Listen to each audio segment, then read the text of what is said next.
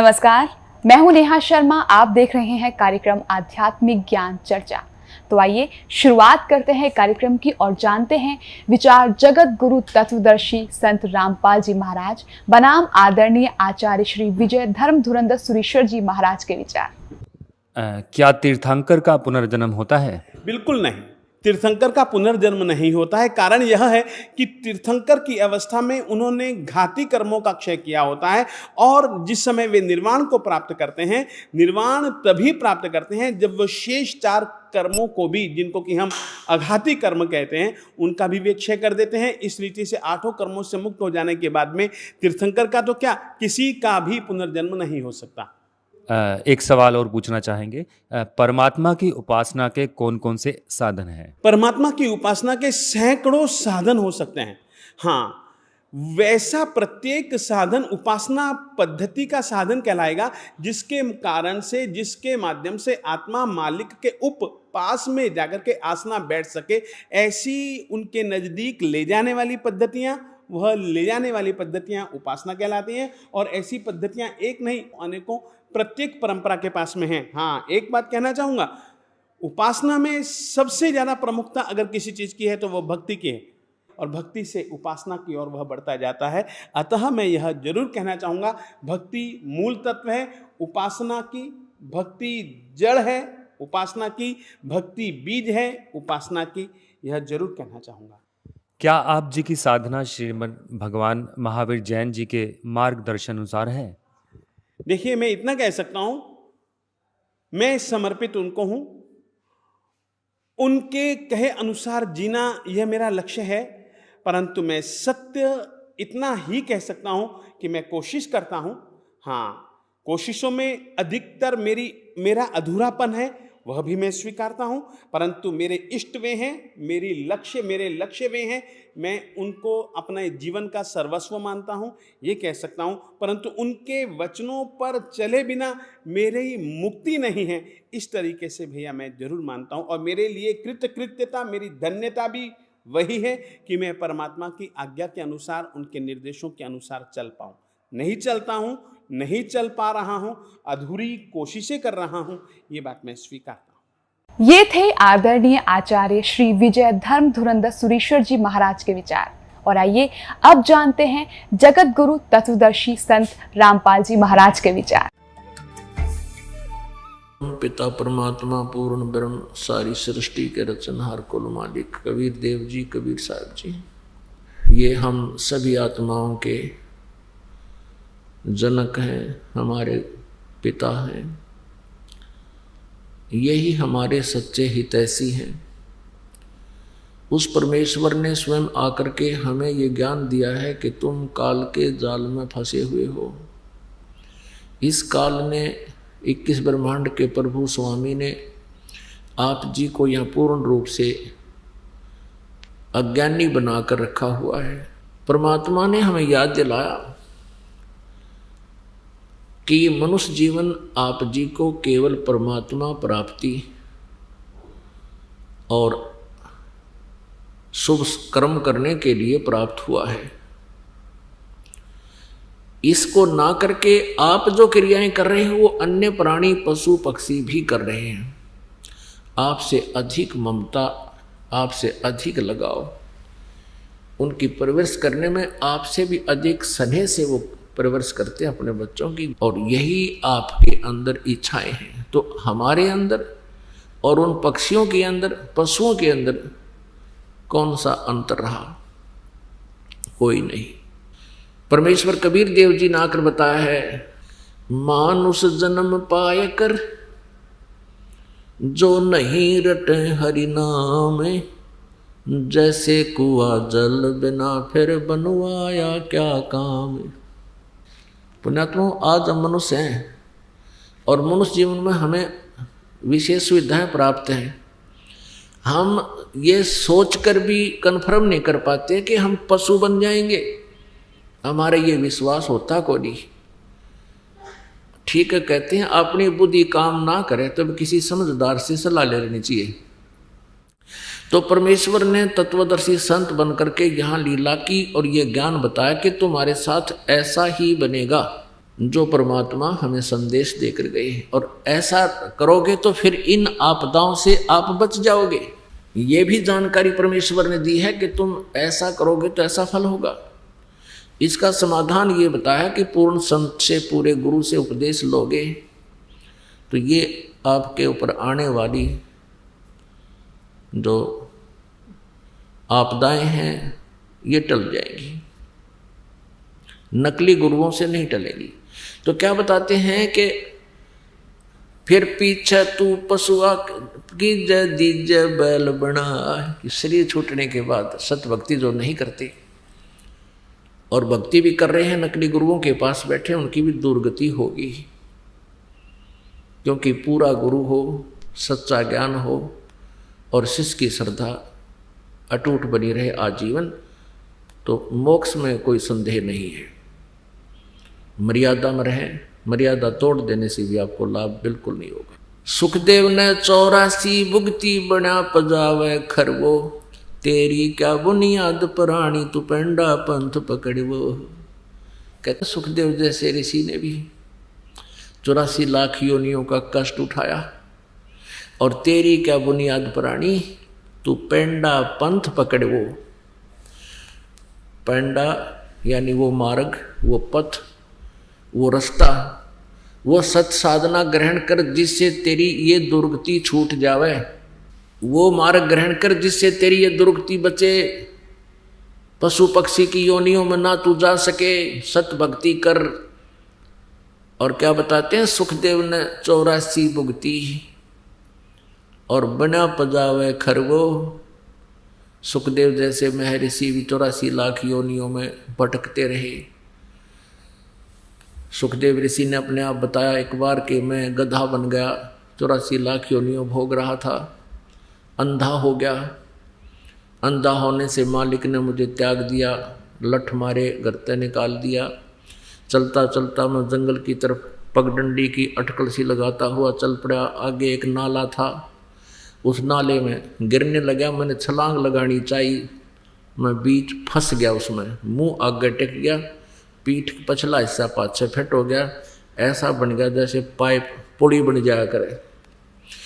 जंगल में दूर स्थान होने के कारण इक्का दुक्का व्यक्ति उस रास्ते से जावा था। किसी ने मुझे निकाला नहीं, मेरे कमर पर पैर रखे, पार होने लगे, मेरी पुली बना ली। 15-20 दिन में भुगत कर भूखा प्यासा वहाँ प्राण छूटे। अब क्या बताते हैं कबीर परमेश्वर जी के सुखदेव ने 84 भुगती बना पजावे खरवो, खरवा ने गदा, और तेरी क्या बुनियाद प्राणी तू पेंडा पंथ पकड़वो। अपने आत्माओं कहते हैं अगर यदि इंसान का खुद ना यकीन होए तो पिछले इतिहास दोहरा लेने चाहिए, ताकि आपको ये विश्वास हो जाए कि सचमुच ऐसा कहर हमारे ऊपर बहुत बार टूट चुका है। इसके लिए आप जी को एक एग्जाम्पल दिखाते हैं, एक सैंपल दिखाते हैं। महावीर जैन नाम के एक महापुरुष हुए हैं, और उसके जीव की कितनी दुर्गति हुई उन्हीं की पुस्तक में विद्यमान है, और वो सत्य है। अभी आपको दिखाते हैं। पुण्यात्माओं, परमात्मा की भक्ति प्रत्येक आत्मा करने की चेष्टा कर रही है, लेकिन सत भक्ति ना मिलने से, पूरा संत ना मिलने से वो भक्ति करके भी अपना जीवन नष्ट कर जाते हैं। आपको दिखाते हैं जैन धर्म का इतिहास। पुण्यात्माओं, इस प्रकार तुलनात्मक तरीके से हम देखेंगे, इसको आलोचना ना जाने, एक बहुत ही जो ना परोपकारी प्रयत्न समझे इस दास का। आलोचना वो होती है जो झूठी निंदा करे, किसी के बारे में बुराई करके उससे दूर करने की चेष्टा करे अपने स्वार्थ सिद्धि के लिए, नहीं परमार्थ के लिए। जो इन महापुरुषों की जीवनी में लिखा है, दास केवल पढ़कर सुना रहा है और आपके रूबरू भी कर रहा है। कोई नो सोचा भी, क्योंकि पहले हम भ्रमित बहुत कर रखे हैं इन्होंने। सदग्रंथ कुछ बताते थे, ये उनकी सच्चाई ना बताकर हमारे को गलत ज्ञान सुनाते रहे। हमने सोचा ये विद्वान पुरुष हैं, सच बोल रहे होंगे। इसलिए दास चाहता है कि दूध का जला हुआ छाछ को भी फूंक मारता है। तो इसलिए सदग्रंथों के भी आपके रूबरू दास साथ साथ करा रहा है। और आधुनिक जो टेक्निक है, जो परमात्मा ने आधुनिक तकनीक हमें दी है, प्रोजेक्टर, टीवी, ये इसीलिए दिए हैं दाता ने, ना पहले कौन इनके समझ में आई। ये मनुष्य सत्र की ये खोज नहीं है, ना 4 युग हो गए आज तक कोई विमान बना पाए, ना कुछ और नहीं करा। एक रेडू में 6 खेतर जोड़ कर रथ बना कर घुमाया करते, कितने काढ़ ले जाया करते। तो ये इसीलिए दिया परमात्मा ने कि आप जी परमेश्वर पहचानो और पीछा छुड़वाओ, क्योंकि अब ये पीक टाइम आ गया भक्ति का, या बिचली पीढ़ी चल पड़ी और अब पूरे विश्व में ये ज्ञान फैलेगा। इसलिए परमात्मा ने सुविधा अभी 10-1 वर्ष से दी है, पहले नहीं था ये टीवी चैनल वगैरह, बहुत कम, एक ही होता था ये सरकारी चैनल। तो ये परमात्मा की कृपा आपके ऊपर है। तो ये दास तो पढ़कर सुना रहा है। अब आपको दिखाते हैं जैन धर्म का इतिहास। श्री ऋषभ देव जी जैन धर्म के प्रवर्तक हैं और उन ऋषभ देव जी को पूर्ण परमात्मा मिले थे आकर के, क्योंकि परमात्मा कहते हैं गोता मारूं स्वर्ग में जा बैठूं पाताल, और कह कबीर ढूंढता फिरूं अपने हीरे माणिक लाल। ये राजा थे, बड़े नेक व्यक्ति थे, परमात्मा की चाह इनके हृदय में गणी थी। तो परमेश्वर ने जाके इनको ज्ञान दिया कि जो साधना ऋषभदेव आप कर रहे हो ये मोक्ष मार्ग नहीं है। गरीबदास जी ने अपनी वाणी में लिखा है कि ऋषभदेव का आया कवि नाम में करतार, वो कवि नाम का करतार कबीर देव ऋषभदेव के गया था और ये बताया था मैं वो कवि हूँ, वो कबी देव हूँ, कबी देव, कबी साहब, जिसको हम कबीर देव बोलते हैं, जो जिसके विषय में वेदों में लिखा है मैं वो भगवान हूँ। अब ऋषभ देव जी को इस बात का बड़ा विश्वास हुआ कि वेदों में ऐसा ही ये ऋषिगण बताते हैं। तो उन्होंने अपने ऋषि महर्षियों से भी बात की जो उनके गुरु थे। उन्होंने कहा कि ये झूठ बोलता है, ऐसा कोई विधान नहीं है वेदों में। तो ऋषभ देव जी को भक्ति की प्रेरणा तो बहुत जबरदस्त लगी, भगवान के पाने की एक विशेष प्रेरणा होगी, क्योंकि परमात्मा ने, पुण्यात्माओं क्या होता है, परमात्मा ने उनके वह जोत जगा दी, भक्ति की प्रेरणा पैदा कर दी। जैसे जो पुण्यात्मा होती हैं उनको 2-4 बातों में ही एक विशेष कसक बन जाती है और भक्ति की तरफ वो अग्रसर हो जाते हैं। जैसे एक जोत होती है, घी होता है कटोरी में, उसमें एक ज्योति लगा दी जाती है और वो ज्योति किसी समय बुझ जाती है तो उसमें घी विद्यमान है, ज्योति भी विद्यमान है, तो वो तुरंत सींक लगा दे माचिस की, वह जग जाती है। जो पुण्यकर्मी प्राणी होते हैं उनके पिछले अधूरे संस्कार रह जाते हैं, उनके अंदर भक्ति संस्कार हैं तो तुरंत वो भक्ति पर अग्रसर हो जाते हैं। और जिनके ये ऐसी पिछली संस्कार नहीं है तो उनको नए सिरे से पहले ये दान धर्म भक्ति करवा के सत्संग सुना के उनके कर्म बना के फिर वह जोत जगाई जाती है, शुरुआत उनकी भी हो जाती है।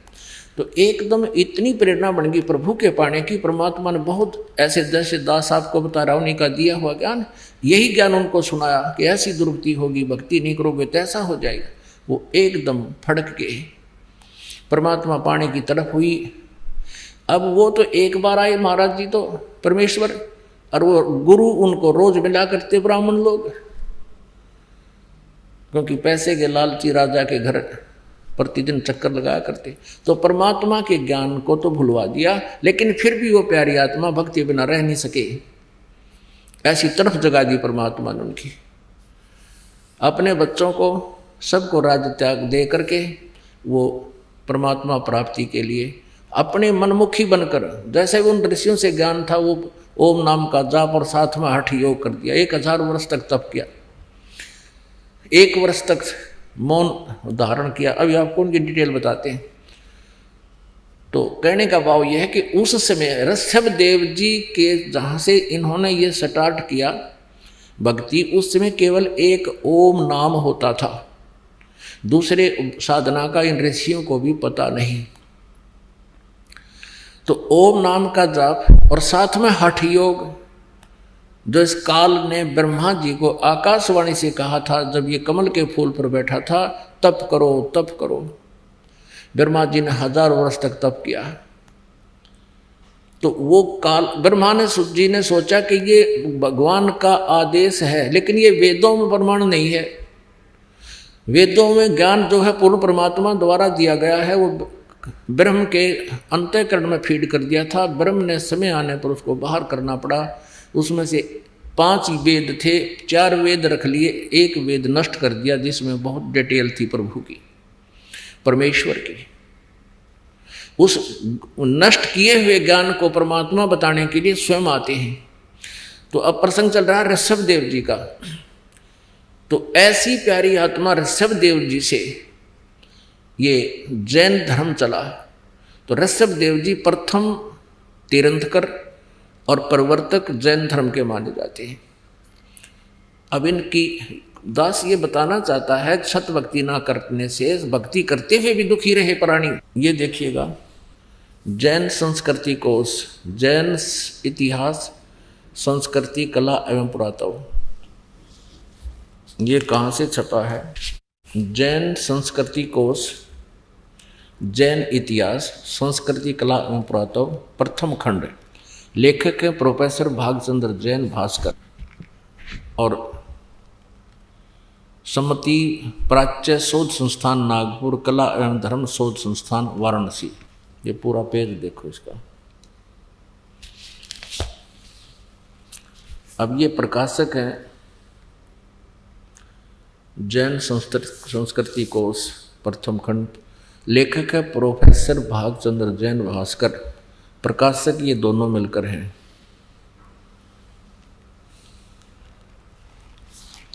अब ये स्वर्गीय पूज्य पिता श्री गोरेलाल जी जैन एवं पूज्य श्री मातु श्री पूज्या तुलसा देवी जैन की पुण्य समृद्धि में सादर समर्पित। ये यहाँ तक। अब इसके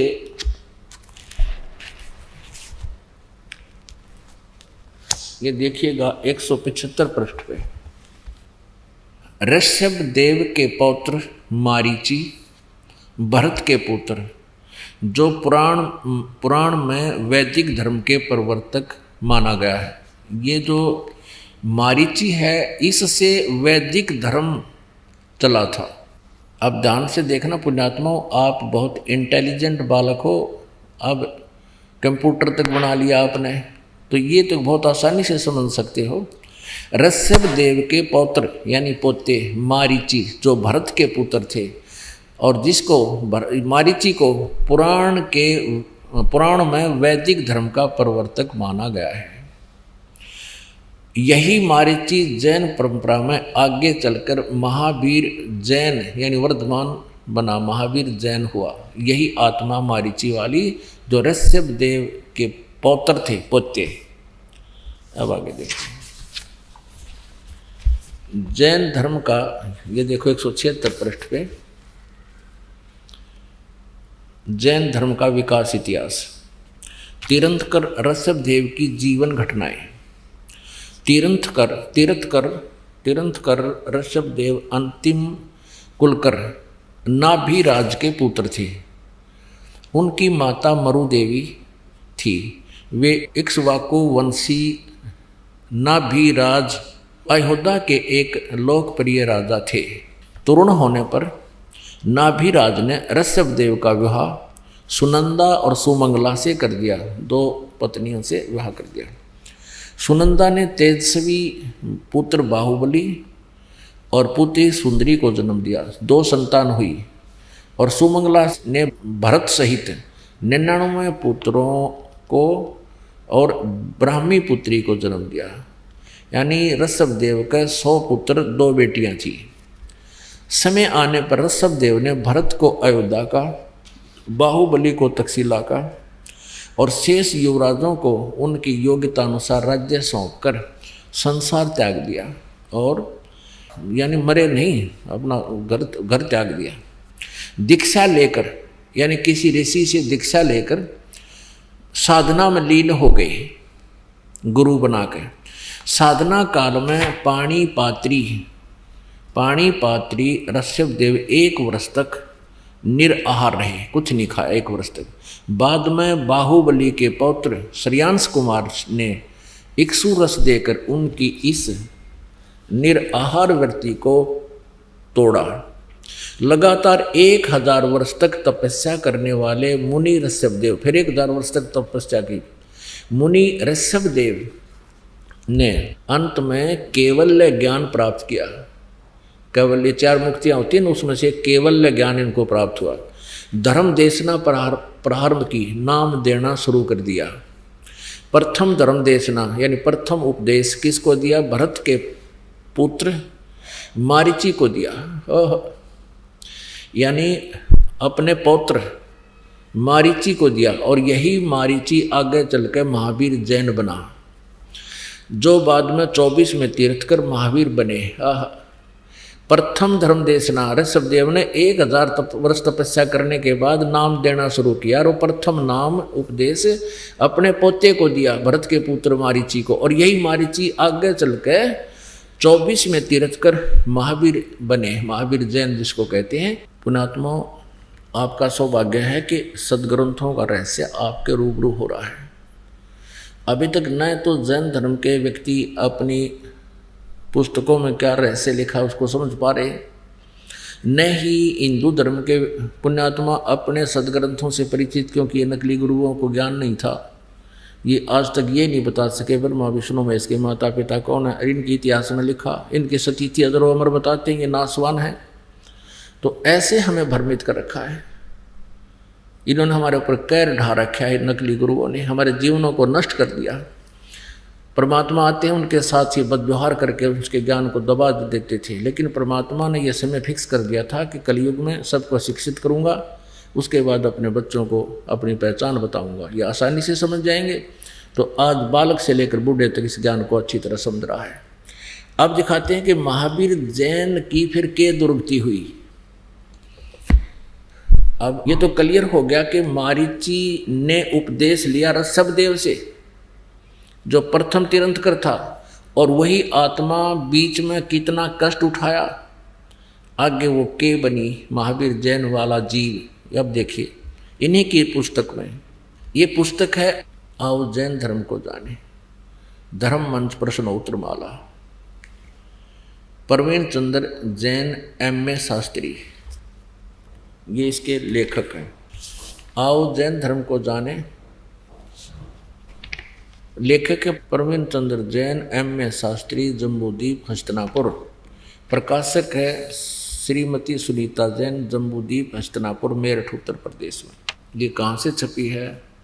मुद्रक है Dhirendra Jain, new Rishabh offset printers, ये मेरठ, यहाँ से मिसप्रिंट सा है। अब इसके हम 293 से प्रारंभ करते हैं, 293। आओ जैन धर्म को जाने, विशेष प्रकरण। श्री महावीर भगवान के अन्य कौन कौन से नाम हैं? उत्तर दिया है, अन्य 5 नाम है, वीर, अतिवीर, सन्मति, महावीर एवं वर्धमान। अब आगे चले 294 पे और 3351 नंबर ये प्रश्न है। श्री महावीर भगवान के जीवन का कथन कहाँ से प्रारंभ होता है? पुरुरवा नामक भील की पर्याय से, यानी मारीची से पहले ये एक भील था। उससे पहले क्या था वहाँ तक इनको लेखा नहीं, यहाँ तक से शुरू किया। तो पुरुरवा भील कौन था और उसने क्या किया?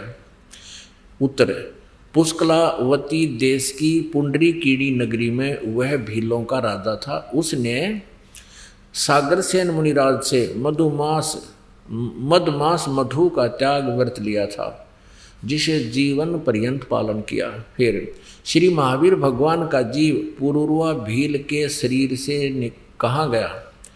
पर्याय से, पहले सौधर्म स्वर्ग में एक सागर की आयु वाला देव हुआ। पहले स्वर्ग के बाद श्री महावीर भगवान का जीव किस पर्याय में गया? उत्तर, अब उस पहले तो यहाँ से शुरू किया है ना, एक भील था यो, फिर भील के बाद यो एक स्वर्ग में गया। उसके बाद फिर भरत चक्रवर्ती की रानी अनंतमती से मारीची नामक ज्येष्ठ पुत्र हुआ। ये मारीची वही है ऋषभदेव का पोता, और यही आगे चल के ये जीव महावीर जैन बना, पुत्र हुआ। मारीची के शरीर से महावीर भगवान का जीव किस पर्याय को गया? ब्रह्म स्वर्ग में देव हुआ। अब देखो, ऋषभ देव से उपदेश लेकर, उस महान आत्मा से उपदेश लेकर ये स्वर्ग में चला गया, क्योंकि ओम नाम का जाप पहले दिया जाता था। और ओम से ब्रह्म लोक की प्राप्ति होती है। ब्रह्म लोक को होते स्वर्ग लोक, महास्वर्ग, ब्रह्म स्वर्ग को हो। ब्रह्म स्वर्ग के बाद श्री महावीर भगवान का जीव किस पर्याय में गया? अयोध्या नगरी में कपिल ब्राह्मण की काली स्त्री से जटिल नामक पुत्र हुआ। फिर स्वर्ग में गया। फिर सूतक नामक गांव में अग्निभूत ब्राह्मण की गौतम स्त्री से अग्निशय नामक पुत्र हुआ। फिर स्वर्ग में गया। फिर भरत क्षेत्र में फिर अग्निमित्र नामक पुत्र हुआ। फिर महेंद्र स्वर्ग में गया। हम अपने काम की बात पर आते हैं। 295 पे मंदिर नगर में साल का ब्राह्मण की पत्नी से भारद्वाज नामक यही पुत्र, भारद्वाज भी यही ऋषि हुआ पुत्र। और फिर भारद्वाज के शरीर से महावीर भगवान का जीव कहाँ गया? महेंद्र स्वर्ग में देव हुआ, उस महास्वर्ग में, ब्रह्मलोक में। फिर महेंद्र स्वर्ग से महावीर भगवान का जीव कहाँ गया? इतर निगोद में एक सागर की आयु वाला निगोदिया जीव हुआ। निगोद से निकलकर श्री महावीर भगवान का जीव कहाँ गया? है अनेकों भाव यानी शरीर धारण किए जीव अनेक योनियों को प्राप्त हुआ। कैसे?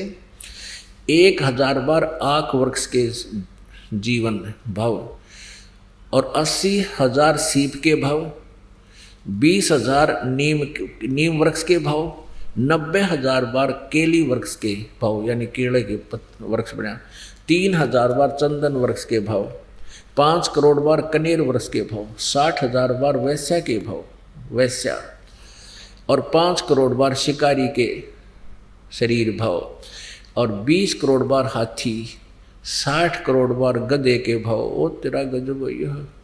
30 करोड़ बार कुत्ते का जीवन, 60 करोड़ बार नपुंसक के भाव, 20 करोड़ बार स्त्री के भाव, 90 लाख बार धोबी के भाव, 8 करोड़ बार घोड़े के भाव, 20 करोड़ बार बिल्ली के शरीर भाव, और 60 लाख बार गर्भपात से मरण है। माँ के पेट में मर गया। और 80 लाख बार देव पर्याय को प्राप्त हुआ। होय केवल 80 लाख बार तो देवता बना, और गधा बना, कुत्ता बना, 30 करोड़ बार कुत्ता तो एक बार बना हुआ बतेरा। ये सारा पानी फिर जाए देवता ने। एक का जीवन बतेरा कुत्ते का, सिर में कीड़े पड़ जा, खाज लाग जा, टांग टूट जा, सर्दी में पता नहीं कहाँ पड़ा रहे। और 60 करोड़ बार गधे का जीवन।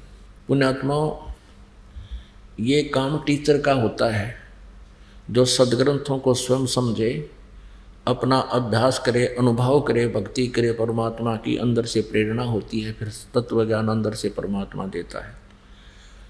अब इसका निष्कर्ष देखो कि ऋषभ देव जी ने गुरु दीक्षा ली किसी ऋषि से, उसके बाद साधना की, और ऋषभ देव जी से फिर 1000 वर्ष ऋषभ देव जी ने साधना की। उसके बाद जब वो अपनी साधना समाप्त की, तुरंत पहला शिष्य बनाया मारीची,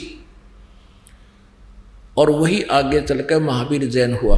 तो ऐसे ओम नाम यानी वेदों अनुसार साधना करने वाले जीव की क्या दुर्गति हुई? 80 लाख बार तो देवता बना। और यह वाक्य हिस्ट्री आपने देखे ली, अनगिन कष्ट सहे, 60 करोड़ बार गधा, 30 करोड़ बार कुत्ता, 20 करोड़ बार बिल्ली, और तेरा गजब हुआ। पुणात्मा कलेजा मुंह को आता है, इतने कष्ट हमारे ऊपर हो रहे हैं, हम फिर भी आंखें नहीं खोल रहे, हम तत्व ज्ञान को पहचान नहीं रहे, भगवान को नहीं पहचान पा रहे। अब क्या होगा? महावीर, वहां तक तो उस मारीची वाले जीव की दुर्गति, महावीर वाले जीव की दुर्गति होती रही। आगे चल के यही मारीची वाला जो शरीर जीव था, आगे महावीर जैन हुआ। महावीर जैन जी के इतिहास में लिखा है कि उन्होंने कोई गुरु नहीं बनाया, और ऐसे ही मुनिवर्ती में घर से निकल गया, निवस्त्र रहने लगा, अपने आप साधना करता रहा। कुछ दिन हठयोग करके अपने विचारों को ही व्यक्त करने लग गया जनता में। अब वर्तमान में जो जैन धर्म में साधना है वो महावीर जैन जी द्वारा चलाए गए 363 पाखंड मत माने बकवाद साधनाएं, उन पर आधारित है पूरा जैन धर्म। अब उस वेदों अनुसार और गुरु परंपरा से मर्यादा से गुरु बनाकर साधना करने वाले मारीची की कितनी दुर्गति हुई, एक बार पुनर्रिवाइज कर लो, ना याद रही होगी। ये देखो, ये वही पुस्तक है आओ जैन धर्म को जाने। लेखक हैं प्रवीण चंद्र जैन, M.A. शास्त्री, जम्बूद्वीप, हस्तिनापुर। ये सारा अब फिर थोड़ा सा दिखाते हैं, ये मेरे मालिक। अब ये तो दुर्गति उस प्राणी की है जिसने इस काल के गुरु मर्यादा में रहते हुए साधना की है, मारीची वाले जीव की। ये देखिए, थोड़ा सा दिखा दें। 60,000 बार वैश्या के भाव, 5 करोड़ बार शिकारी बना दिया, नरे पाप इकट्ठे करवा दिए इस काल ने। 20 करोड़ बार हाथी के भाव, 60 करोड़ बार गधे के भाव, 30 करोड़ बार कुत्ते के भाव, 60 करोड़ बार नपुंसक के भाव, 20 करोड़ बार स्त्री के भाव, 90 लाख बार धोबी, 8 करोड़ बार घोड़ा, 20 करोड़ बार बिल्ली, और 60 लाख बार गर्भपात से मरण, 80 लाख बार देवता हुआ। बस 80 लाख बार तो देवता और बाकी अविरण में टीनरी। ये तो उस प्राणी की है जो विधिवत काल के गुरु परंपरा में रहकर साधना कर रहा था। और अब ये उसके बाद ये नरक में भी गया, मारुति वाला जो फिर प्रथम नरक में गया। और फिर ये महावीर जैन हुआ। 24 में तीर्थंकर श्री महावीर भगवान हुए। महावीर भगवान होया फिर यूँ श्री महावीर भगवान के जीव ने कितने पाखंड मत चलाए, 363 पाखंड मत चलाए। अपने आत्माओं, ये एक निर्णायक मोड़ पर आ गया है ज्ञान, भगवान का तत्व ज्ञान है ये। अब महावीर जैन की के दुर्गति हुई होगी, उसका तो वर्णन नहीं कर सकते क्योंकि उसने तो कोई गुरु बनाया ना। और ये पाखंड मत माने शास्त्र विधि को त्याग कर मनमाने आचरण ये चला दिए, जिसको वर्तमान में जैन धर्म के सभी अनुयायी उसी से आके अपनी साधनाएं कर रहे हैं। तो इनका क्या हाल होगा ये कहने की जरूरत को नहीं, ये तो समझने की आवश्यकता है। अब ऋषभ देव जी की क्या दुर्गति हुई ये आपको दिखाते हैं। ये देखिएगा, श्रीमद् भगवत सुधा सागर, गीता प्रेस गोरखपुर से प्रकाशित है। भगवान वेद व्यास कृत श्रीमद् भगवत 12 स्कंदों की सरल हिंदी व्याख्या श्लोकांक सहित सुख सागर, गीता प्रेस गोरखपुर से प्रकाशित है। प्रकाशक व मुद्रक हैं गीता प्रेस गोरखपुर, गोविंद भवन कार्यालय कोलकाता का संस्थान। ये इनके फैक्स फोन नंबर है। ये देखिएगा 281 पृष्ठ पे, यहाँ 280 पे।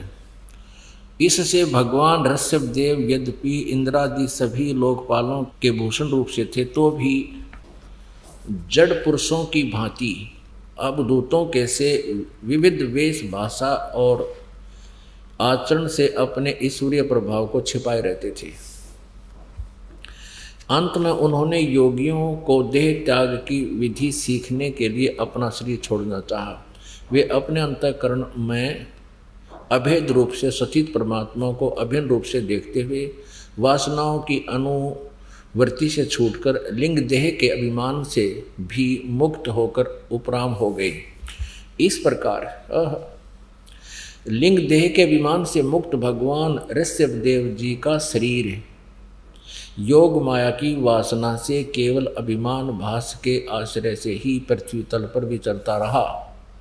वह दैववश कोंक वेंक और दक्षिण आदि कुटक कर्नाटक के देश में गया और मुख में पत्थर का टुकड़ा डाले। ऋषभ देव जी ने मुंह में पत्थर का टुकड़ा डाल रखा था और बाल बिखेरे उन्मत्त के समान दिगंबर रूप से यानी कति नंगे कुटका चल के वन में घूमने लगा। इसी समय जंझावात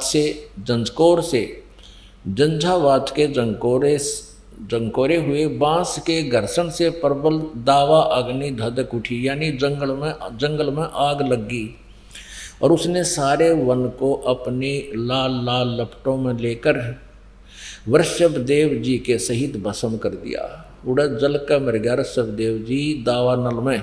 वन में आग लगी, ये वहाँ पत्थर मुंह में लेकर नंगा घूम रहा था। बताइए कोई एक भगत के लक्षण है? आप खुद विचार करिए खुद आत्माओं। अब ये हालत ऋषभ देव की जब हुई, उस समय हुई ये, यानी काल की मर्यादा वत साधना कर रहा था। क्या तीर्थंकर का पुनर्जन्म होता है? बिल्कुल नहीं, तीर्थंकर का पुनर्जन्म नहीं होता है। कारण यह है कि तीर्थंकर की अवस्था में उन्होंने घाती कर्मों का क्षय किया होता है, और जिस समय वे निर्वाण को प्राप्त करते हैं, निर्वाण तभी प्राप्त करते हैं जब वो शेष 4 कर्मों को भी, जिनको कि हम अघाती कर्म कहते हैं, उनका भी वे क्षय कर देते हैं। इस रीति से 8 कर्मों से मुक्त हो जाने के बाद में तीर्थंकर का तो क्या, किसी का भी पुनर्जन्म नहीं हो सकता। ये थे आदरणीय आचार्य श्री विजय धर्म धुरंधर सुरीश्वर जी महाराज के विचार। और आइए अब जानते हैं जगत गुरु तत्वदर्शी संत रामपाल जी महाराज के विचार। मूर्ख बनाने के लिए अनजान लोग कहते हैं कि जो तीर्थंकर बन जाता है, जो तीर्थंकर की पदवी प्राप्त कर लेता, उसका पुनर्जन्म नहीं होता। ये भी इनकी भूल है। ऋषभ देव जी का जन्म हुआ, वो बाबा आदम हुआ। देखिएगा पुस्तक आओ जैन धर्म को जाने, ये पुस्तक आओ जैन धर्म को जाने, ये आपको अभी दिखाई थी। लेखक हैं प्रवीण चंद्र जैन, M.A. शास्त्री, जम्बूद्वीप हस्तिनापुर। प्रकाशक हैं श्रीमती सुनीता जैन, जम्बूद्वीप हस्तिनापुर मेरठ से। मुद्रक है Dhirendra Jain, new Rishabh offset printer Meerut. Phone number इतना। अब इसमें दिखाते हैं ऋषभ देव जी का अगला जन्म क्या हुआ। 154 पृष्ठ पे आओ जैन धर्म को जाने, 154 पृष्ठ पे। भगवान श्री आदिनाथ को, ये क्या है, कौन कौन से तीर्थंकर को सभी धर्मों में पूजा जाता है? प्रश्न है, कौन से तीर्थंकर को सभी धर्मों में पूजा जाता है? भगवान श्री आदिनाथ को, यानी ऋषभ देव जी को। इस्लाम धर्म में भगवान आदिनाथ को क्या माना गया है? उत्तर बाबा आदम बाबा। यहाँ वैदिक ग्रंथों में भगवान श्री आदिनाथ को विष्णु का कौन सा अवतार माना गया है? 8वां अवतार। अब ये हमने ये याद रखना है कि इस्लाम धर्म में भगवान आदिनाथ यानी ऋषभ देव जी को बाबा आदम रूप में जन्म हुआ उनका। पुण्यात्मा मनुष्य जीवन मिला है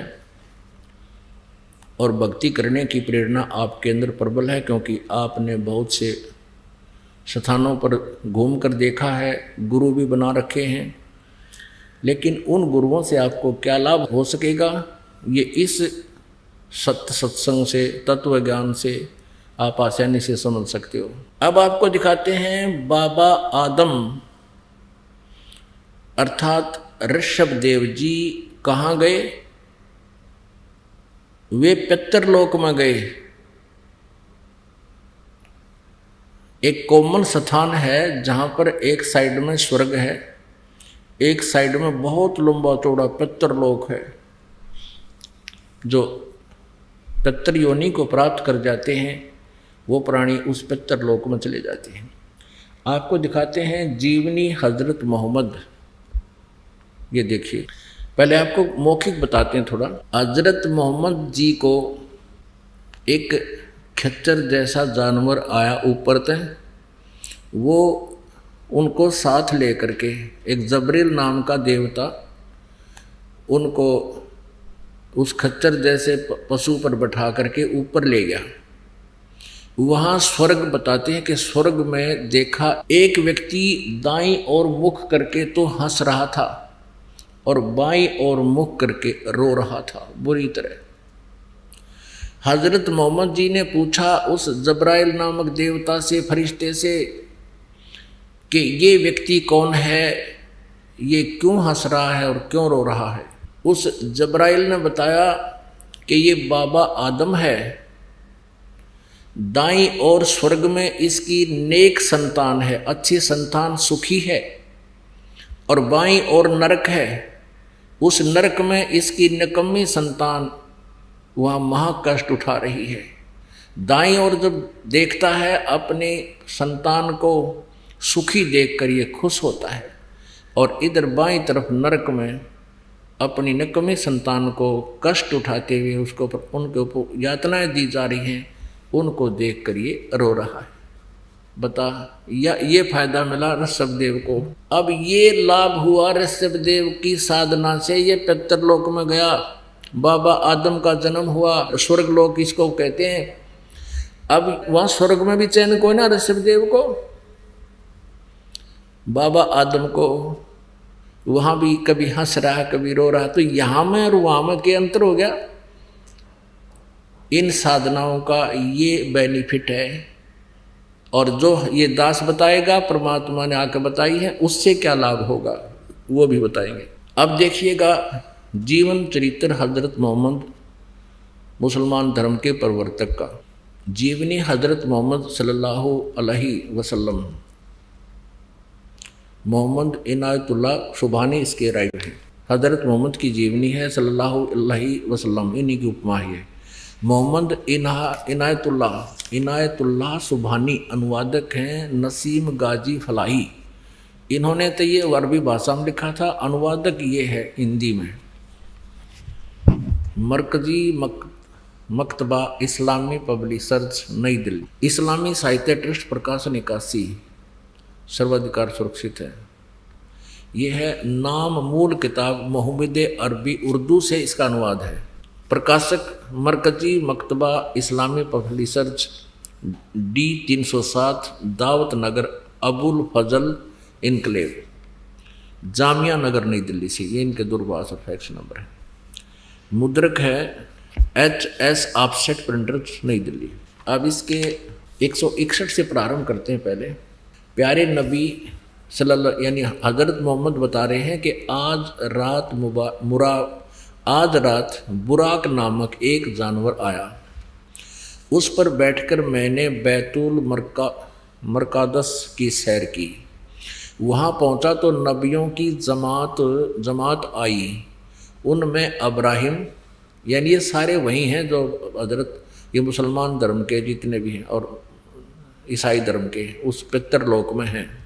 उनमें इब्राहिम अलैहिस्सलाम भी थे, मूसा और ईसा अलैहि भी थे। मैंने उन सबको नमाज भी पढ़ाई। हजरत मोहम्मद जी बता रहे हैं कि उससे पितरलोक में ये मूसा जी ईसा जी जिससे ईसाई धर्म चला वहीं थे, और मैंने उन सबको नमाज पढ़ाई। अब 164 पृष्ठ पर आते हैं। प्यारे नबी यानी हजरत मोहम्मद बता रहा है, अपने सच्चे साथियों के बीच बैठे अल्लाह ने उनको जो बड़ी बड़ी नेमत दी थी उनका जिक्र करने लगे। अपने साथियों बता रहे हैं हजरत मोहम्मद जी मुसलमान धर्म के प्रवर्तक। बैतुल मरकादस से आकाश पर जाने का हाल भी सुनाया। वहाँ कुदरत के जो जलवे देखे थे उनको भी बयान किया। आप यानी हजरत मोहम्मद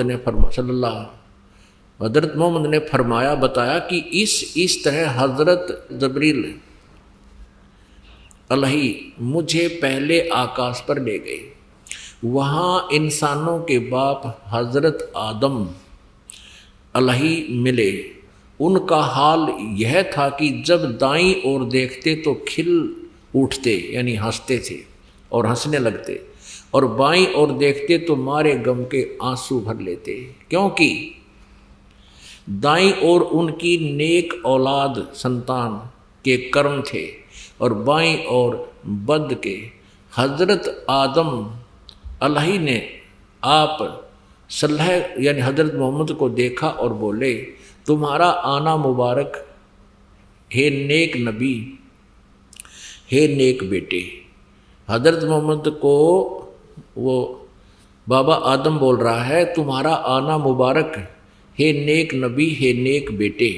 आप सल्लल्लाहु ने पूछा, हजरत मोहम्मद ने पूछा जबरील, ये जब्राइल नाम का देवता से पूछा, यह कौन है?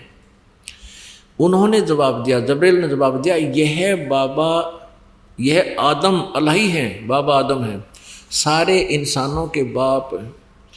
फिर जबरील अलैहि आप सल्लल्लाहु को दूसरे आकाश पर ले गए। फिर तीसरे पर इसी तरह आगे बढ़ते गए। आप जिस नबी के पास से गुजरते ये मनमोहक शब्द कानों में गूंजते। अपने आत्माओं, सौभाग्य आपका, आप जी को परमात्मा ने छुट्टी दिलवाई काल के कोलू थे और यहाँ आपको बैठाया और आपके ऊपर ये अमृत की वर्षा की। अब किसी भी अक्षेत्र में हम कदम रखते हैं तो उसके लिए हमें समय भी चाहिए। एक बच्चा स्कूल पढ़ने जाता है, बीए करने के लिए उसने 14 वर्ष फ्री चाहिए, तब वो 14 पढ़ सकता है और तब उसको क्या प्राप्त होता है? एक रोजी रोटी की व्यवस्था होता हो ना भी हो, कोई गारंटी नहीं। और ये आत्म कल्याण का इतना बड़ा प्रोजेक्ट, इतना महाउपकार का कार्य, इसमें भी समय आपको चाहिएगा। आपने ये क्लास अटेंड करनी पड़ेगी यदि आप यहाँ से छुटकारा चाहते हो, ना तो यह दुर्गति तैयार है। अब आप जी ने देख लिया कि बाबा यानी Shri Rishabh Dev ji, founder of the Jain religion, वो क्या बना, उसकी मृत्यु कैसे हुई और ऐसे अच्छे साधक की ये काल ऐसे दुर्गति करता है। और फिर आगे चल के उसने जो नाम दिया मारीची को, उसकी क्या दुर्गति हुई। और महावीर जैन वही आत्मा महावीर जैन बना, उसका कोई गुरु नहीं, आगे कोई उनकी शास्त्र अनुकूल साधना नहीं, पाखंड मत स्वयं की, पाखंड साधना स्वयं की, बकवादें, पाखंड माने बकवाद, और आगे भी वो बकवाद शुरू करा गया। वर्तमान के जैनी वो साधना करें, उनकी क्या हालत होगी ये अंडरस्टूड है। और बाबा आदम बने वही ऋषभ देव जी, उनकी स्वर्ग में भी क्या दुर्गति हो रही है, वहां भी चैन नहीं उनको। ओए होए, अब परमेश्वर ने आके बताया ब्रह्मांड 2100 आग लगी है, कृत्रिम बाजी सभी ठगी है। 21 ब्रह्मांड तक इस काल के लोकों में कहता आग लगी हुई है, कोई भी जीव सुखी नहीं। अब प्रसंग चल रहा था, सुखदेव ने 84 भुगती बना पजावे खरवो, तेरी क्या बुनियाद प्राणी तू पंडा पंथ पकड़वो। अब तेरी क्या बुनियाद प्राणी, तू वो रास्ता ग्रहण कर, वो मार्ग ग्रहण कर जिससे तुझे फिर से ये दुर्गति ना हो, तेरी फिर जन्म मृत्यु कभी ना हो। तो परमात्मा कहा करते, निरंजन धन तेरा दरबार, निरंजन धन तेरा दरबार, जहाँ पर तनिक ना न्याय विचार। पाखंडी की पूजा जग में, संत को कहें लबाड़। पाखंडी की पूजा जग में, संत को कहें लबाड़। अज्ञानी को परम विवेकी, ज्ञानी को मूड गंवार। निरंजन धन तेरा दरबार, निरंजन धन तेरा दरबार, जहाँ पर तनिक न न्याय विचार। कह कबीर सुनो भाई साधो, यहाँ सब उल्टा व्यवहार। कह कबीर सुनो भाई साधो, यहाँ सब उल्टा व्यवहार। सच्चों को तो ये झूठा बतावे, इन झूठों का एतबार। निरंजन धन तेरा दरबार, निरंजन धन तेरा दरबार, जहाँ पर तनिक ना न्याय विचार।